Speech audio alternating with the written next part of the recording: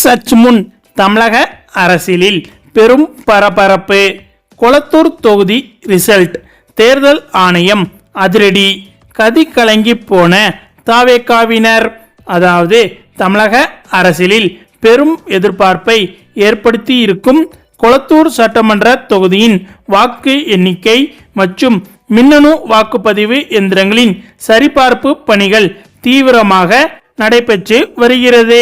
அந்த வகையில் நடந்து முடிந்த சட்டமன்ற தேர்தலில் கொளத்தூர் தொகுதியில் போட்டியிட்ட திமுக தலைவரும் முன்னாள் முதலமைச்சருமான மு.க. ஸ்டாலின் அவர்கள் எதிர்பாராத விதமாக தோல்வியடைந்தது மாநிலம் முழுவதும் பெரும் அதிர்வலைகளை உருவாக்கியது. அவரை எதிர்த்து போட்டியிட்ட தமிழக வெற்றி கழகத்தின் வேட்பாளர் வி.எஸ். பாபு அவர்கள் வெற்றி பெற்றதாக தேர்தல் ஆணையம் அதிகாரப்பூர்வமாக அறிவித்தது.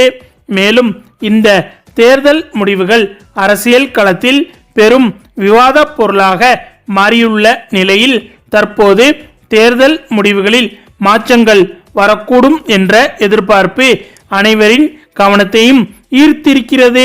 குறிப்பாக தேர்தல் முடிவுகளில் ஏற்பட்ட தோல்வியை தொடர்ந்து கொளத்தூர் தொகுதியில் உள்ள 14 குறிப்பிட்ட வாக்குச்சாவடிகளில் பயன்படுத்தப்பட்ட மின்னணு வாக்குப்பதிவு எந்திரங்களை மீண்டும் சரிபார்க்க வேண்டும் என மு.க. ஸ்டாலின் தரப்பிலிருந்து தேர்தல் ஆணையத்திற்கு முறையான கோரிக்கை விடுக்கப்பட்டது. சுமார் 9000 வாக்குகள் வித்தியாசத்தில் தோல்வி அடைந்ததாக அறிவிக்கப்பட்ட நிலையில் வாக்குப்பதிவு எந்திரங்களில் ஏதேனும் தொழில்நுட்ப கோளாறுகள் அல்லது கணக்கீட்டு பிழைகள் இருந்திருக்கலாமோ என்ற சந்தேகத்தின் அடிப்படையில் கோரிக்கை வைக்கப்பட்டது. தேர்தல் ஆணையமும் இந்த கோரிக்கையை ஏற்று சம்பந்தப்பட்ட 14 வாக்குச்சாவடிகளின் இவிஎம் எந்திரங்களை முழுமையாக சோதிக்க திட்டமிட்டது. இந்த சோதனையின் முடிவுகள் தமிழக அரசியல் வட்டாரத்தில் மிக முக்கிய திருப்பு முனையாக பார்க்கப்பட்டும் வருகிறது. இந்த இவிஎம் எந்திரங்களில் சரிபார்ப்பு பணியில் ஒருவேளை வாக்கு எண்ணிக்கையில் மாற்றம் ஏற்பட்டு மு.க. ஸ்டாலின் அவர்களுக்கு ஆதரவான சூழல் உருவானால் அவர் வெற்றி பெற்றதாக அறிவிக்கப்படுவதற்கு வாய்ப்புகள் உள்ளதாக அரசியல் விமர்சகர்கள் கருதுகின்றனர். சுமார் 9000 வாக்குகள் என்ற இடைவெளியை இந்த சரிபார்ப்பு மாற்றுமா அல்லது பழைய முடிவு உறுதி செய்யப்படுமா என்பது இந்த சோதனையின் முடிவில் தெரிய வரும். ஒருவேளை வாக்கு எண்ணிக்கையில் மாற்றம் ஏற்பட்டு அவர் வெற்றி பெற்றதாக அறிவிக்கப்பட்டால் அது திமுக தொண்டர்களுக்கு மிகுந்த உற்சாகத்தை கொடுப்பதோடு மாநில அரசியலின் திசையாகவே முற்றிலும் மாற்றிவிடும் ஆற்றலை கொண்டுள்ளது. மறுபுறம் இந்த சரிபார்ப்பு பணிகள் முழுமையாக நிறைவடைந்து தேர்தல் ஆணையம் தன்னுடைய அதிகாரப்பூர்வ அறிவிப்பை வெளியிட்ட பின்னரே இதன் உண்மைத்தன்மை உறுதியாகும் என்பதில் எந்தவித மாற்றமும் இல்லை. சட்ட விதிகளுக்கு உட்பட்டு நடைபெறும் இந்த சரிபார்ப்பு பணியில் எந்த தவறும் நேராமல் இருக்க தேர்தல் அதிகாரிகள் மிகுந்த கவனத்துடன் செயல்பட்டு வருகின்றனர்.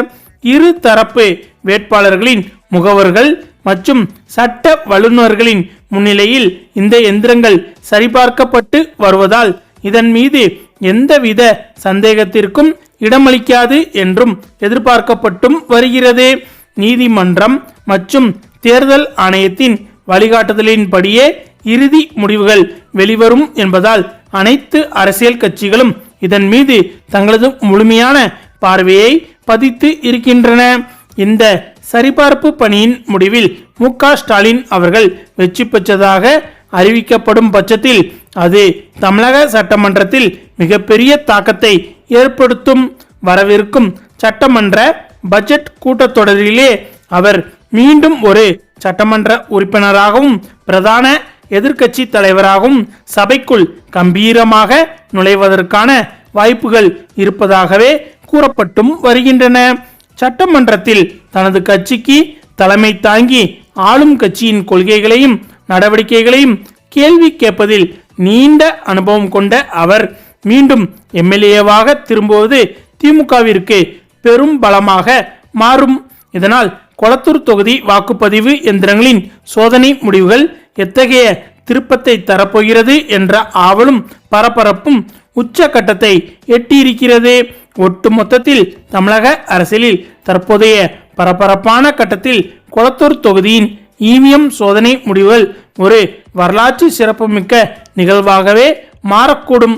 தேர்தல் முடிவுகள் மாற்றி அமைப்பதற்கான சாத்தியக்கூறுகள் மற்றும் அது தொடர்பான சட்டப்பூர்வ நடவடிக்கைகள் தீவிரமாக ஆராயப்பட்டும் வரும் நிலையில் தேர்தல் ஆணையத்தின் அதிகாரப்பூர்வ அறிவிப்பு தமிழக அரசியலில் புதிய அதிர்வலைகளை ஏற்படுத்த வாய்ப்புகள் இருக்கிறது. தோல்வியை சந்தித்த ஒரு முன்னாள் முதலமைச்சர் மீண்டும் சட்டசபைக்குள் நுழைவாரா அல்லது தாவேகா வேட்பாளரின் வெற்றி நிலை பெறுமா என்ற கேள்விக்கு தேர்தல் ஆணையத்தின் இறுதி அறிக்கை மிக விரைவில் விடையளிக்கும் என்றும் சொல்லப்பட்டு வருகிறது. இது குறித்து விளக்கம் அளித்துள்ள மாவட்ட தேர்தல் அதிகாரி சமீரன், இந்த சரிபார்ப்பு பணியின் போது திமுகவின் முதன்மை முகவர்கள் நேரில் பங்கேற்று ஆய்வு செய்து வருவதாகவும் இந்த வாக்குப்பதிவு எந்திரங்களின் சரிபார்ப்பு மற்றும் தணிக்கை பணிகள் அனைத்தும் 4ஆம் தேதி வரை தொடர்ந்து நடைபெறும் என்றும் மாவட்ட தேர்தல் அதிகாரி சமீரன் குறிப்பிட்டிருக்கிறார். இதனால் கொளத்தூர் தொகுதியின் மறு வாக்கு எண்ணிக்கை விவகாரம் தற்போது அரசியல் வட்டாரத்திலும் சமூக வலைதளங்களிலும் பெரும் விவாத பொருளாக மாறியிருக்கிறது. மேலும் கொளத்தூர் தொகுதி வாக்குப்பதிவில் பெரும் முறைகேடு நடந்துள்ளதாக திமுக வழக்கறிஞர் பிரிவு செயலாளர் என்ஆர் இளங்கோ பகிரங்க குற்றச்சாட்டை முன்வைத்திருக்கிறார். செய்தியாளர்கள் சந்திப்பில் பேசிய அவர், வாக்குப்பதிவு எந்திரங்கள் பாதுகாப்புடன் வைக்கப்படவில்லை என்றும் இதுவரை ஆய்வு செய்யப்பட்ட 8 எந்திரங்களில் 3இல் பழுது கண்டறியப்பட்டுள்ளதாகவும் ஒட்டுமொத்தமாக சுமார் 30% எந்திரங்களில் கோளாறுகள் இருப்பது தெரிய வந்துள்ளதாகவும் சுட்டிக்காட்டி இருக்கிறார். வாக்கு எண்ணும் மையங்களில் வெளிப்படத்தன்மை கேள்விக்குறியாக்கப்பட்டிருப்பதாக வேதனை தெரிவித்த அவர், மக்களின் ஜனநாயக தீர்ப்பை சிதைக்கும் வகையில் நடைபெற்றுள்ள இந்த முறைகேடுகளுக்கு எதிராக உடனடியாக நீதிமன்றத்தை நாடி சட்டப்பூர்வ நடவடிக்கை எடுக்கப் போவதாக திட்டவட்டமாக தெரிவித்திருக்கிறார். மேலும் வாக்குப்பதிவு எந்திரங்கள் சரியாக பாதுகாக்கப்படவில்லை என்றும் விவிபேட் எந்திரங்களில் பழுது கண்டறியப்பட்டுள்ளது என்றும் கொளத்தூர் தொகுதியில் மின்னணு வாக்குப்பதிவு எந்திரங்களில் எண்கள் மாறியுள்ளன. வாக்குப்பதிவு எந்திரங்களில் முகவரி அட்டை புதிதாக இருக்கிறது. வாக்குப்பதிவு எந்திரத்தை சீல் வைத்ததில் குளறுபடி நடந்துள்ளது என்றும் கூறினார். அது மட்டுமில்லாமல் தமிழ்நாடு முழுவதும் மக்கள் தொகை கணக்கெடுப்பின் ஒரு பகுதியாக வீட்டுப்பட்டியல் மற்றும் வீட்டு வசதி கணக்கெடுப்பு பணிகள் ஆகஸ்ட் 1ஆம் தேதி தொடங்கி 30ஆம் தேதி வரை நடைபெற இருக்கிறது. இந்த பணியில் 19,000 அதிகாரிகளின் மேற்பார்வையில் 1.25 லட்சம் கணக்கெடுப்பாளர்கள் பணியில் ஈடுபட உள்ளனர். அனைத்து வீடுகளுக்கும் நேரில் சென்று 33 கேள்விகளை கொண்ட படிவத்தை பயன்படுத்தி தகவல்கள் திரட்டப்பட இருக்கின்றன. இந்தியாவில் முதன்முறையாக இந்த கணக்கெடுப்பில் நவீன டிஜிட்டல் தொழில்நுட்பம் பயன்படுத்தப்படுகிறது. இதற்காக பிரத்யோக செல்போன் ஆப் மூலம் டேட்டா பதிவு செய்யப்படும்.